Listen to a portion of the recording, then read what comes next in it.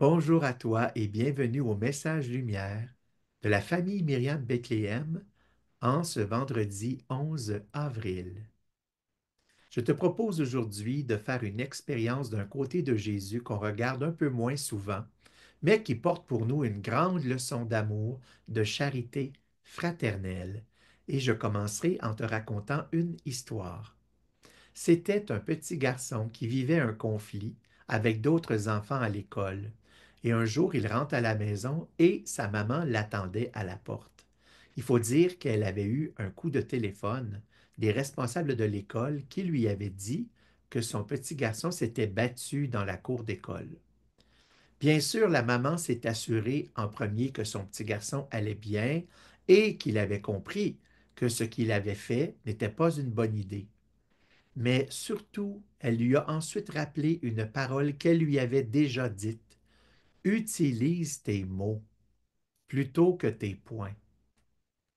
Dans l'Évangile d'aujourd'hui, on voit Jésus qui se fait presque lapider par des Juifs. Mais lui, plutôt que de répondre par les poings et en les accusant, il utilise ses mots. Il cite la parole de Dieu comme il l'avait fait au désert lorsqu'il avait été tenté par le diable. Et encore aujourd'hui, nous bénéficions de cette parole que Jésus leur a dite. Croyez les œuvres que je fais. Ainsi vous reconnaîtrez et de plus en plus que le Père est en moi et moi dans le Père. Ce côté de Jésus dont je veux te parler, c'est sa non-violence, surtout sa non-violence intérieure. Son absence de réaction violente à l'intérieur lorsqu'il rencontre une contrariété, une opposition, un conflit. Et je voudrais regarder avec toi cet aspect de l'amour, tel que décrit par le pape François dans son exhortation apostolique de 2016, La joie de l'amour. L'amour est sans violence intérieure. Si la première expression de l'hymne à l'amour de Saint Paul nous invitait à la patience qui empêche de réagir brusquement devant les faiblesses et les erreurs des autres, maintenant un autre mot apparaît, paroxynétaille, qui se réfère à une action intérieure d'indignation provoquée par quelque chose d'extérieur. Il s'agit d'une violence interne, d'une irritation dissimulée, qui nous met sur la défensive devant les autres, comme s'ils étaient des ennemis gênants qu'il faut éviter. Alimenter cette agressivité intime ne sert à rien. Cela ne fait que nous rendre malades et finit par nous isoler. L'indignation est saine lorsqu'elle nous porte à réagir devant une grave injustice, mais elle est nuisible quand elle tend à imprégner toutes nos attitudes devant les autres. L'Évangile invite plutôt à regarder la poutre qui se trouve dans notre œil, comme on trouve dans l'Évangile de Saint Matthieu. Et nous, chrétiens, nous ne pouvons pas ignorer la constante invitation de la parole de Dieu à ne pas alimenter la colère. Et Paul dit aux Romains, ne te laisse pas vaincre par le mal. Il dit aux Galates, ne nous lassons pas de faire le bien. Sentir la force de l'agressivité qui jaillit est une chose.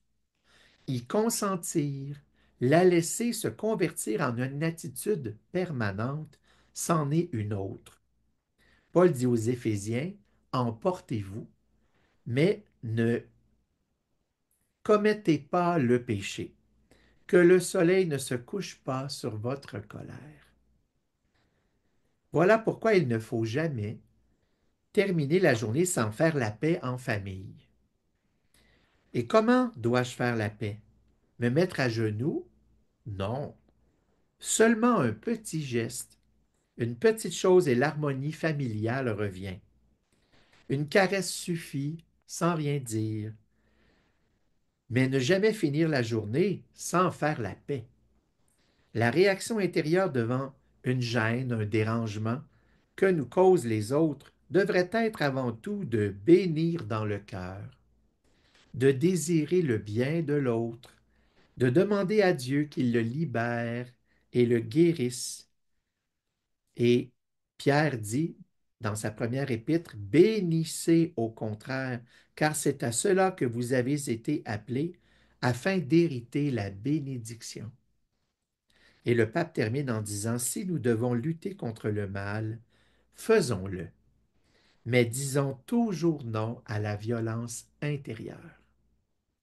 Trouves-tu comme moi que c'est interpellant, que c'est beau cette invitation à ne jamais terminer la journée sans faire la paix, par un petit geste, un simple mot d'amour, et aussi ce réflexe d'offrir au Seigneur les personnes qui pourraient provoquer en nous l'hostilité intérieure. Et moi, je choisis aujourd'hui et spécialement aussi jusqu'à la fin du carême d'offrir au Seigneur tous les politiciens, les hommes, les femmes d'État qui, par leurs gestes et leurs paroles, provoquent en moi pas mal souvent cette hostilité, ce réflexe de les prendre pour des ennemis. Merci Seigneur d'aller les bénir en ce moment avec leurs besoins, de les éclairer, de les guider par ta providence. Merci pour la paix que tu vas faire jaillir par la victoire de ton amour de sauveur, sauveur pour moi, sauveur pour eux. Alors sois béni en cette journée dans l'interpellation de ne pas terminer notre journée sans faire la paix. Au revoir et à bientôt. Jésus.